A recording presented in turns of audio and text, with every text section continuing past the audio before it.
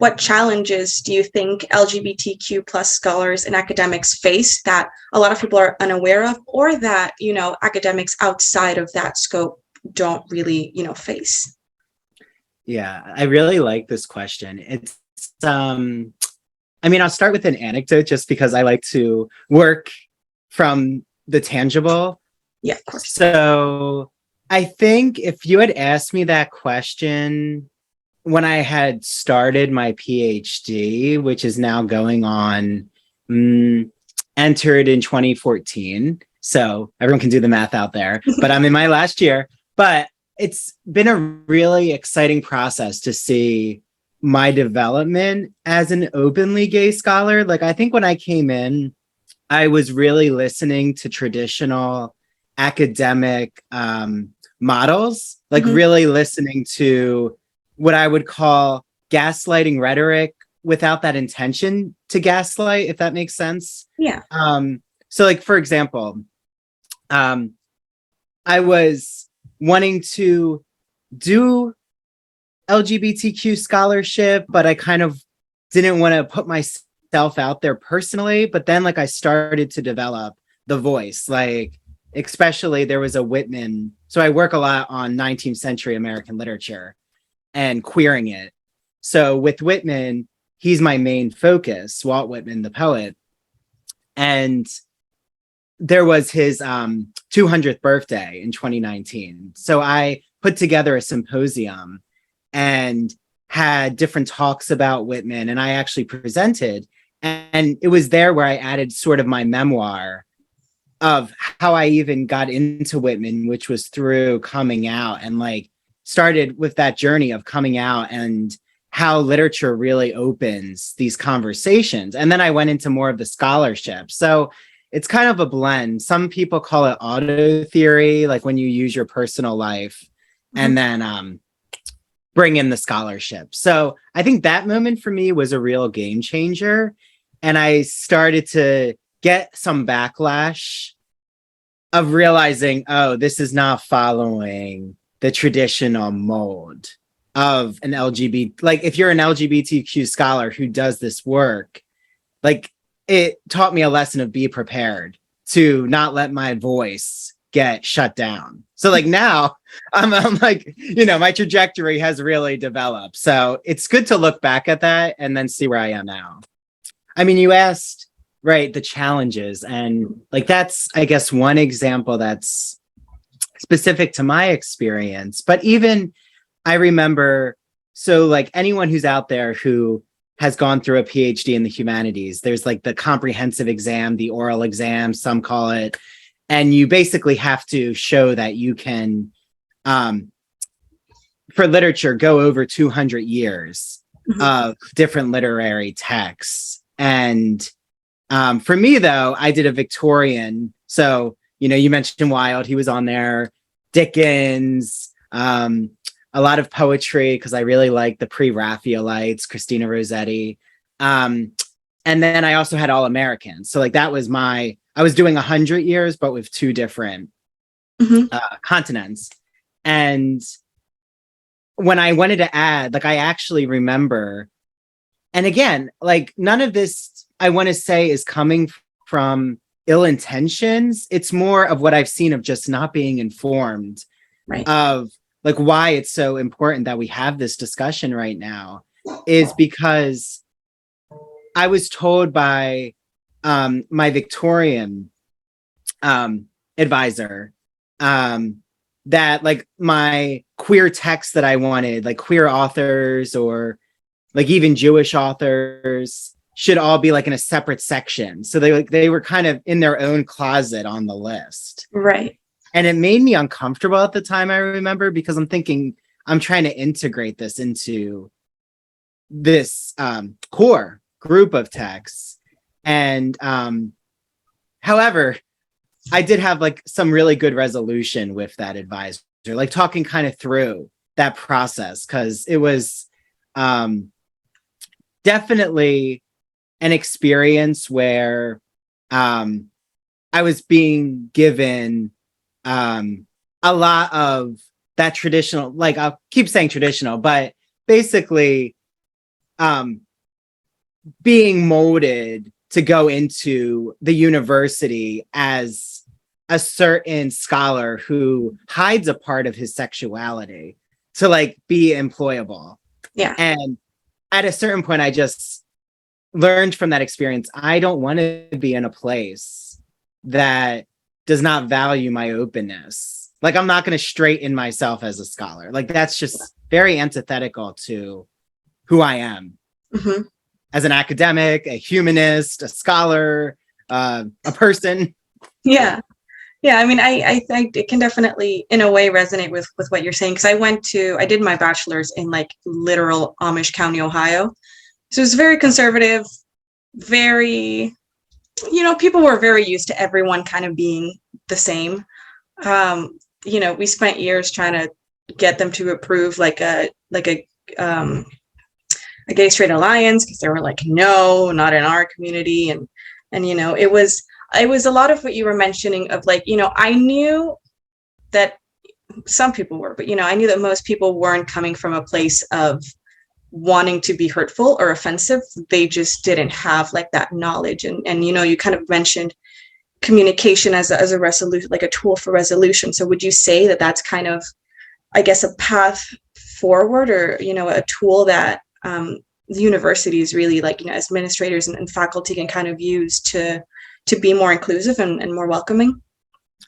Absolutely, Maria. I mean, I'm so happy that I got this fellowship in the spring. I'm actually just found out, I guess I'm wearing it here, that I'm going to continue working with the communication department in the College of Arts and Sciences, because I started to do a social media campaign.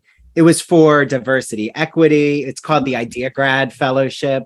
And from that, I was creating short videos that profiled grad students, like who do feminist work, queer work, focus on race studies. And I realized how important it is for us to have the access with social media. Like, for me, social media has actually become one of the most profound ways to just engage with what I love, informing the general public about what happens at a university, because it's like so mysterious, and is what led me to create my Ivory Tower Boiler Room podcast, because I realized that these are free episodes, and I started to binge watch podcast episodes during the pandemic. And I'm like, you know what? That's a really interesting way to bring radio, like a radio type program, into an app. And then why is there not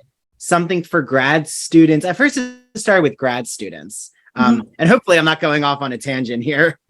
But like, when you speak of with communication, I just feel that I wouldn't be able to have such a platform I do now to amplify LGBTQ plus voices. And for me, the podcast, there's been this journey. So it'll be 2 years in August.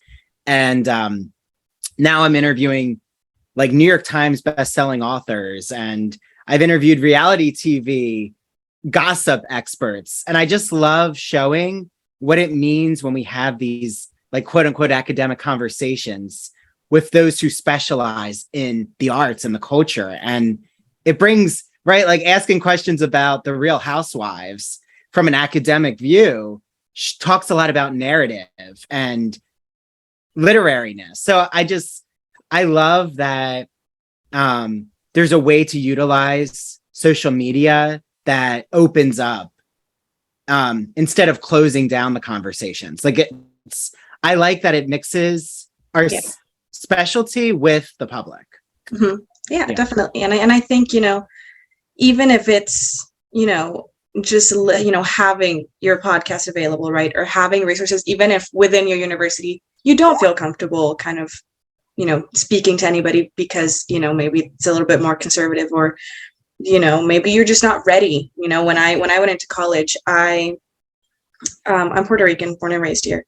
And so but I'm very white passing, but I still had my moments where I knew that I didn't quite fit. And I mean, as I grew in my time in college, I the English department was fantastic, and they were like, yeah, just don't worry about it, you'll be fine. They were very encouraging, and by the time I graduated, I had the confidence, right, and I had that voice you were talking about. But at first I was like, no, I would go to my professor's office afterwards and be like, let's chat about this, and they'd be like, why don't you say this in class? And it's very intimidating. So I think providing this podcast, right, and using social media, a lot of people connect through social media, where maybe if on their campuses they don't have anyone, they can reach out to other people and still be like, hey, how are you doing this? Or kind of grow from there. Yeah, and I love like what you're explaining with your experience. Like, it is difficult. I want to recognize that for everyone who's consuming this in some media way, because I feel very privileged to be white, to be a man, to be cisgender, to have certain class privileges. I want to recognize, because I think in academia, that's not always talked about. I do think it's really important to recognize, like you said, you might not feel really comfortable being that open in your department. Like, especially depending, I'm lucky, I'm on Long Island, I'm in the New York City metro area. A lot of the professors go back and forth to Manhattan. I go to Manhattan a lot. So like, it's a certain openness. I'm from New Jersey originally. So like very similar kind of model of being open. But at the same time, I think that, like you've said, there's so much you can do with social media. Like, I've even started thinking of doing a workshop about training academics in social media, because like with Instagram, for example, I just love that you can tag so many different authors and creators and they respond and like a lot of that to me is it's a form of networking, but it's not networking in that model of I need to give my business cards. And I think there's still a model that exists out there that's how networking happens. But really networking, in my opinion, like, yes, you can. I love going to conferences. I just came back from San Francisco and a queer history conference. But at the same time, I was also like posting, live tweeting the presentations and finding people's accounts and connecting with them. And it can be done, right, to open up these conversations. Yeah. And I think we need more, especially with diversity and equity. We need more of these channels open. Like, the conference shouldn't be the end of these conversations. And for a long time, I feel like it's kind of been the door is closed. And you're like, wait, what happened? Like, I loved these conversations. I want to continue, talking about my favorite theory or author. I guess it's just more accessible, right? It's more open. And even if, like, for example, you weren't able to attend the conference, right? You have people who are putting those resources out there, and you can still kind of feel like you can participate, from afar. What is the importance of creating welcoming spaces in academia for LGBTQ plus people? I would say the main purpose is to instill a pathway in academia where you're modeling representation. Even though I know there's like debates about, right, how important is representation? And I get all those nuances, of course. But I think right away, if you don't have LGBTQ representation in your faculty, that's like number one, or you don't have anyone teaching LGBTQ topics is an issue. I've even had these conversations at Stony Brook University, where I am, that it shouldn't just be on a person who's part of a community. Like I'll stick with the LGBTQ community. Like, you can't just assume that's what they're going to teach, but you also have to have the whole department implement those conversations into their curriculum. I would say needs a little work. Like, a space like this, I think this is a great model, what you're doing, Maria, and your organization, because this should be happening at universities everywhere. There should be open conversations like this. Yeah. I will shout out, though, there's an amazing organization at Stony Brook called CEL. So shout out to Carol out there, who I am really close with. They have a lot of these diversity and equity pedagogy discussions, which are important. But yeah, sorry, back to the question. Okay. And then I would say as a grad student, there is a representation with the LGBTQ community in my English department, but there's not really, and this goes for any marginalized community, there's not really a space in the department that fosters the community. Like, I really do think it would be important to have a mixer or something informal, like meetup chats, lunch, like a group that just meets, I don't know, once a month to just say, okay, how are we checking in about our work? Do we feel pressure to not go into our work because we're being too open, right? Like a lot of the things I went through, I feel could have been facilitated by like a faculty member leading a discussion group that's not graded, not regulated. A lot of the times, I will say, as an academic too, sometimes we want to hyper analyze everything. And it's like, no. Sometimes we just need a coffee and have like a Starbucks chat. Yeah, absolutely. Yeah. I mean, I think, you mentioned it at the start, right? That you originally felt this pressure to kind of hide your identity. And I think sometimes when we think of creating welcoming spaces, I think the default is to just be like, okay, well, there's just like an LGBTQ kind of club. But I think as you mentioned, it's with faculty and it's across disciplines, right?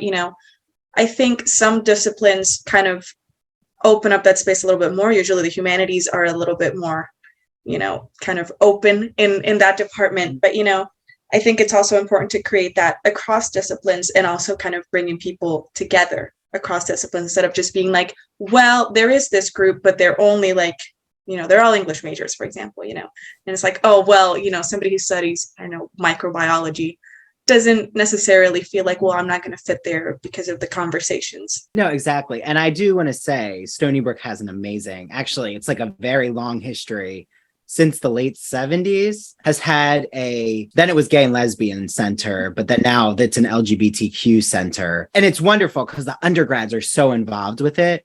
But I do think you're mentioning, Maria, there's a certain stratification of like, here's the undergrads.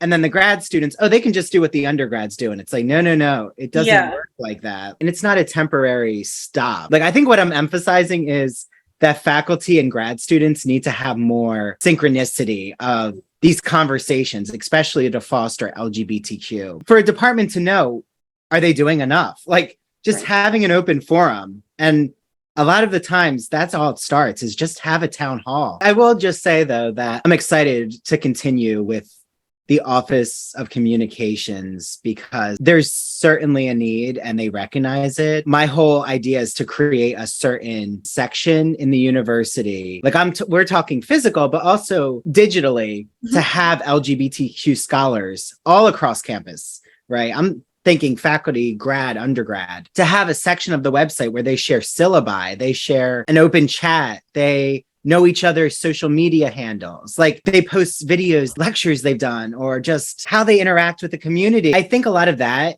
could really be expanded and it would help. I really think the whole purpose is for no one to feel alone in their journey, like, because we're not the only ones going through the obstacles. How does being an LGBTQ plus academic inform the way that you research, you write, and or teach, or plan to, kind of, I guess, develop your career if you're kind of not going to teaching? I definitely am very open now about my method of LGBTQ scholarship. And I will say, I can point to a specific moment where, but there was a reshifting in even the traditional publishing field. So I was so happy to have my first published journal article was spring 2021. It was last year. Amazing. Congrats, by the way. Thank you. And it was called Talking Back to Walt Whitman. But that wasn't actually how my draft started. It's for 19th century gender studies. It was a whole pedagogy about the pandemic issue. So I was really excited. And at first I was trying to do more. So I consider myself a public scholar. So I think first and foremost, when you can identify, not to pigeonhole yourself, but if you can identify, I think I exist outside maybe just tenure track positions. Was an important moment for me. I really love all of these communities I engage with. And I'm not going to just say that I'm only qualified for tenure track positions. Okay, so that was like check one. And again, if you only if you really have a goal to be in tenure track, again, that never takes away, right? But you have to find your voice. And check two was when I had done a lot of walking tours with Whitman. So since I'm on Long Island, he was born here. He's spent a lot of time here. I'm obsessed with the Gilded Age. There's a lot of mansions here. So I've collaborated a lot. And I actually started to record during the pandemic walking tours because it was a wonderful opportunity to show the area without crowds. The public wanted a journey, right? We all wanted to be on an immersive experience. But when I started to write this article, I could tell I was really trying to cater it to like a sanitized version of here's Whitman without maybe his racist statements, or a queerness where he fetishizes people of color, but he amplifies white bodies like the ancient Greeks. And I realized I couldn't find my voice. So thankfully, the editors there had a Zoom with me. And they're like, we know what you're trying to say, and you've done it in your pedagogy. I use now a lot of music videos. I had taught the March March song by the Chicks, which I really think is amazing. And I was doing a whole course about questioning Whitman and democracy. Like, he was contradictory. A lot of our democratic system is contradictory. I was so happy to have that moment. And I think that's another lesson is never feel that you can't ask questions. Like, and I know it sounds simple, but it was something I had to really break through. I'm like, wait, oh, they're giving me this feedback. If I have questions, why don't I meet with them on Zoom? Because I always think you start to learn more about your own voice when people are asking questions of you and you can articulate. So basically, my whole article changed to like, why do I incorporate LGBTQ contemporary authors and talk about cruising in the park with Whitman, talk about, Black Lives Matter, the pandemic, Whitman's racism. What does that teach us about our current moment? Queerness, queer men, especially queer white men, they have skeletons and it's not all on the same level. So that was a wonderful moment. So how do you think then that writing and rhetoric can be more reflective of diverse backgrounds and experiences? And I think, you kind of covered a little bit of this now, and you also kind of talked about presenting with your own experiences as well. That memoir experience in the symposium was something in rhetoric that I love. I mean, so many texts that I'm drawn to, they incorporate their own perspectives, the author's perspective. If we're talking about scholarship, I love now that there's so much of this emphasis on positioning your identity and how does that inform, the shaping of why you're drawn to a text, why you're drawn. Like, why was I drawn to Oscar Wilde? And like, I kind of get into a little, especially that article I published. I really want to put that into my dissertation as an epilogue to show people this is what it looks like in practice. Because I think sometimes, especially a dissertation, or which traditionally then would go into an academic press for a book, didn't have your positionality. But I think it's so important for people to realize Andrew's curious about what it means for, queer white men to check their privileges. And like, we can look to these authors, but also see it doesn't negate the, exciting creative work they published, right? And I think a lot of the times there's this fallacy, I'll call it, that if you critique if you critique an author and their background, that you have to throw them out. And it's like, no. Like, my whole point is to expand that Whitman inspired James Baldwin, but James Baldwin's queer Black voice is extremely different than Whitman. So like, let's teach Baldwin with Whitman, which is what I did. And like, I even taught Hairspray, the musical, because I'm a huge musical lover. And let's look at how democracy is shown in that musical. And it's multiple identities. And even like campy drag performance with Edna Turnblad, right? Like, so what does that say about queerness? And when you realize you don't have to stay, and sometimes I will hear that talking point that they have to know exactly 100% of everything they're teaching. And I'm like, no, let it go. Like, and that to me is the writing process too, is the perfectionism of your voice. And it's like, I love now when I get, like, I want critiques, like I want feedback. I want, okay, where can this develop? Because we're not going to be 100% in our grammar. The finished product is going to be so different because it should be collaborative. That's how books get published too. Like when you start to interview authors, I'm like, oh wait, it went through 10 hands. Like it took you 5 years. Like it's so important to know, how do people get a finished product out there? You know, I took a post-colonial literature class, and again, very conservative school. I was kind of the only person there who kind of lives in a colonial context still. And we read a passage to India, and we had like vastly different understandings of that novel. I kind of ended up writing my paper on that, after I discussed it with my professor, without having to necessarily be like, this is my experience, blah blah blah, but you're still going to be bringing something of yourself, and I think that's kind of what you're trying to get at here. I love that you brought up that moment with Passage to India, which, yes, I know exactly what you're talking about, the fetishization of colonialism. And E.M. Forster does that even with his queer novel, Morris, where he had a whole fetish with like the aristocratic man falling for the working class man. But it's like, okay, what's the power privilege? Because there's a power privilege. But again, right, complicating it. I love complicating it. Like as an instructor, I get so excited when my students say, they always are so open, because I run a lot of discussion. I want discussion-based classrooms. I don't like to lecture.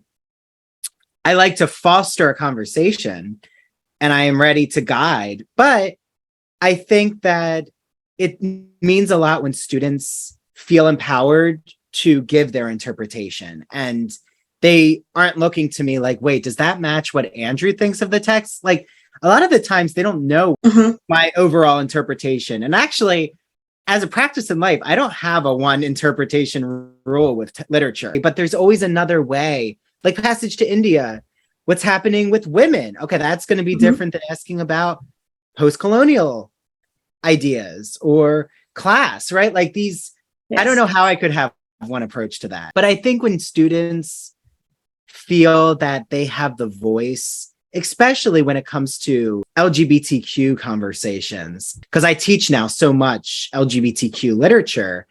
And I think a lot of faculty, grad students are nervous to assign text. Sometimes I've heard this even because it's not fitting that like dead white men trope, and they're worried about the backlash from their students. But I have to say, like once in a while, I get like a comment.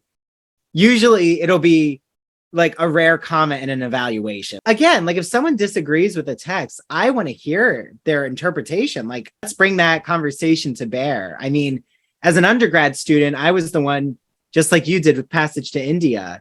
I was very concerned with Uncle Tom's Cabin and the representation of how voices, Harriet Beecher Stowe uses different voices for the Black characters depending on their status. Like, the education level depends on the color of their skin. And I was like, wait, this is like very problematic about racialization of Black characters.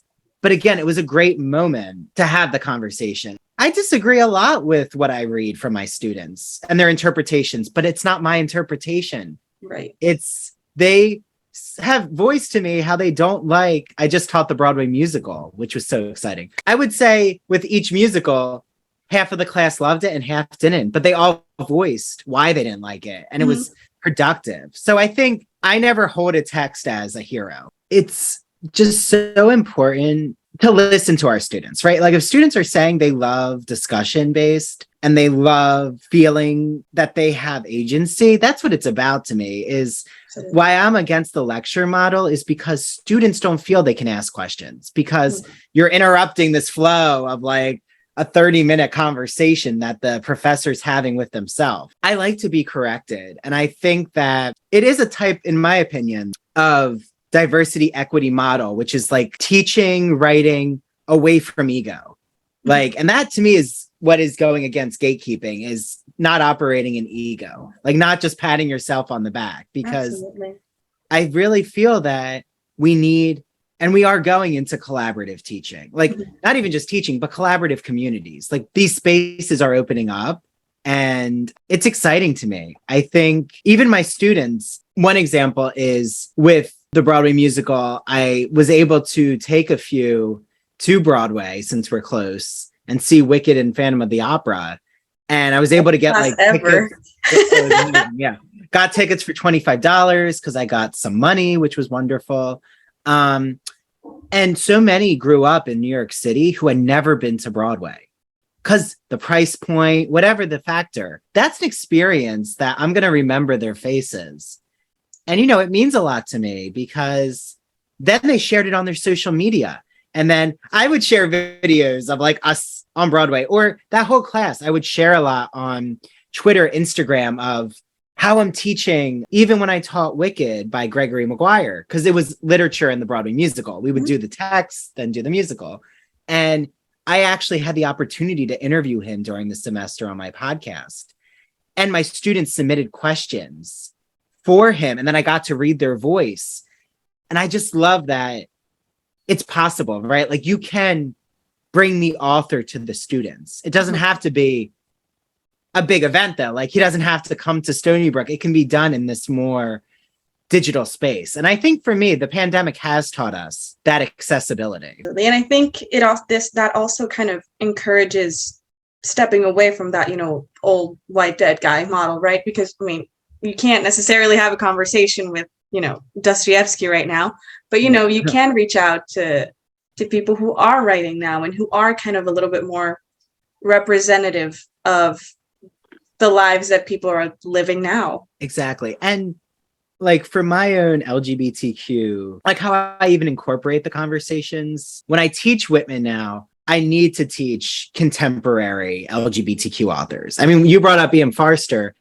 I just interviewed William DeCanzio, who wrote Alec, which is all based on Alec, the working class queer man's experience. I feel that if I ever teach E.M. Forster, I have to teach the new Alec, because I don't want to say you have to show students the relevance, because that's not exactly it. I think it's you have to show them that these conversations exist in our current moment. Like these topics exist. They're being rethought, right? If someone's doing a TikTok of E.M. Forster and Passage to India and complicating it, assign it. Like I think students are going to be more immersed in the older texts if you give them more contemporary models. Yeah, just like something to connect with. You know, what are some misconceptions that I think you have either experienced firsthand or kind of seen on Twitter or around about how other people perceive the LGBT community in academia? I think it's such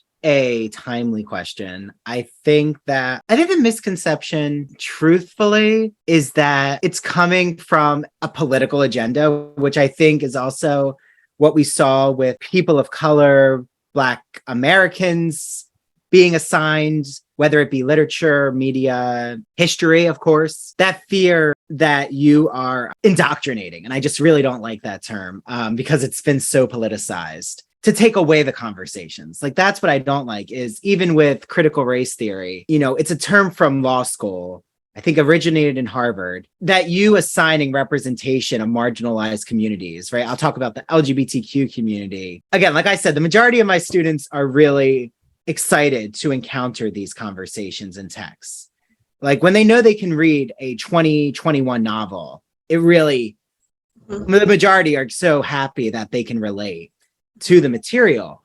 But yeah, I had one student who had said that questioning Whitman and democracy and bringing in like queer voices, black voices, she knew that I was progressive or that I was like teaching a political view. And the misconception, it saddens me because of teaching what it means to counter an opinion like that. Like if they had been feeling that, I just reflect on, well, why didn't they voice? Well, what are we doing with these texts? What is the purpose of looking at LGBTQ literature? Because that would have been a great moment to talk about why LGBTQ literature is just not one narrow path. Like I've said, there is a plethora of literature that exists now. That's all genres. Like there's LGBTQ romance, mystery, horror, historical fiction, right? You name it, nonfiction. The misconception is that there's only one pathway of thinking of what LGBTQ literature is. And sometimes, and I would say another misconception, and this comes from within too, academia, is kind of when, like, because of your identity, you're tokenized, I talked about in a department, that sometimes I also feel there can be the checking the box off moment where, like, this is, and I've seen this with all marginalized communities. It could be, this is the Women's Literature Week. Okay, we're good. Bye. And it's like, or I think it happens a lot with, this is the Black voices, and there will be Toni Morrison's Beloved, and then you move on. And it's, I don't like pedagogy like that. I like integrating it. Like, let's be inclusive in terms of, oh, I'm teaching Edith Wharton, who is dead, who's a white woman, probably one of the wealthiest authors ever.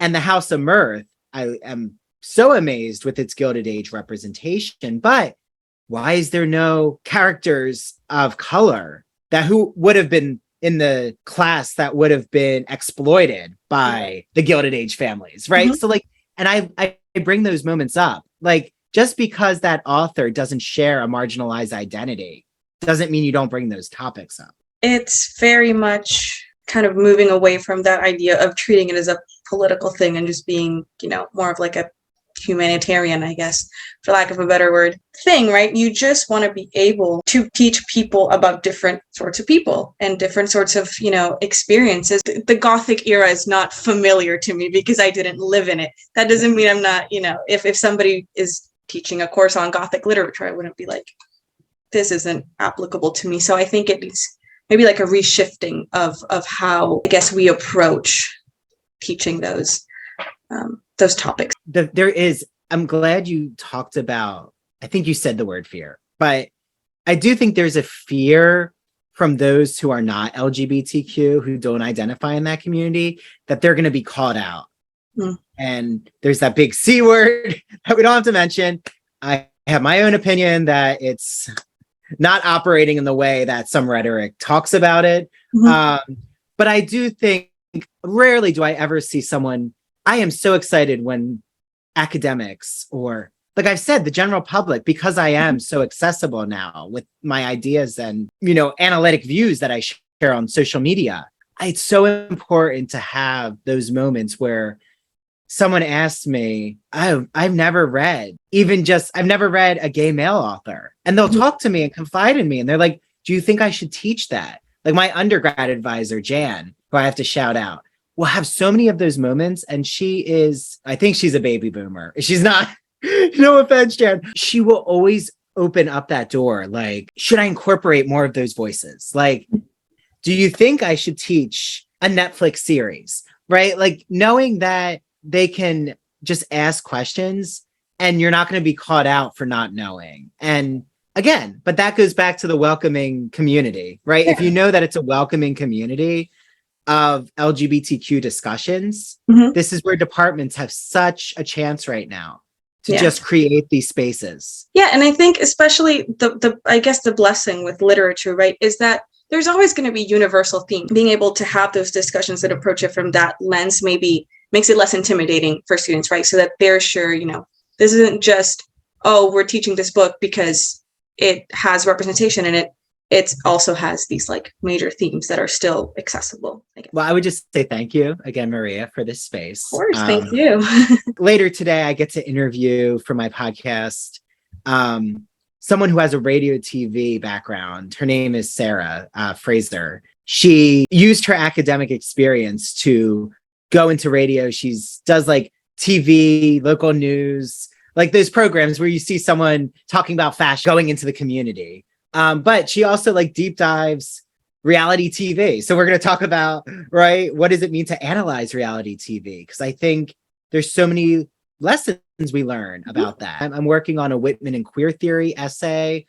It'll be the first, to my knowledge, the first time there's been a discussion about how Whitman has been approached from after he died to the current moment with sexuality. So I'm so excited I get to do that history and journey. So that'll be done by Gail. And then I also was so happy to attend the Queer History Conference in San Francisco because, like I said, I feel the conversations are still going because I'm emailing those who I want to book on my podcasts. Like there's this whole network now that we've created on Instagram. There's accounts that exist like Queer Modernism. Shout out to my friend Jesse, who posts all of these modernist homoerotic images. And I think to me, that's the model is like, right. If you're out there and you feel that you have to choose one path, that doesn't like, you don't have to just shut down your other creative avenues. Right. Allow all of yourself to exist. Like be comfortable knowing that there are people out there doing the same thing who are not just defining themselves one way.